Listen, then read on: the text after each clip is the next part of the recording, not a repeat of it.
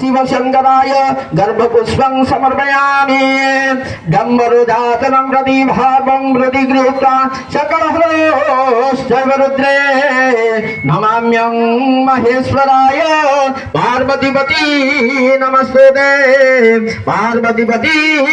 नमस्तुते श्रीत्रम्बकं रुद्राय श्रीमहादेवाय अद्य कर्मं सिद्धिपूर्वकः मन्त्रपुष्पाञ्जलिः भोजते नारिकेलं द्रव्यं वातनं सहिता वरदाः देवतुल्यं व्रते भव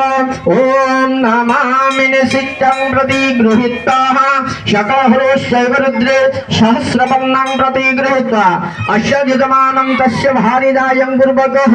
सर्वमनमांस सिद्धिपूर्वक मन्दिरपरार समस्त भक्तमानकर मनमांस पूर्णपूर्वकः अद्य हनुमापरास्थित समस्त भक्तमानकर मनमांस पूर्णपूर्वकः कर्मकर्ताः सर्वदेवमान भक्तमानकर मनमांस सिद्धिपूर्वकः श्रीत्रम्बकं रुद्राय अद्य तव चरणारविन्दे स्वनारिकेलं समर्पयामि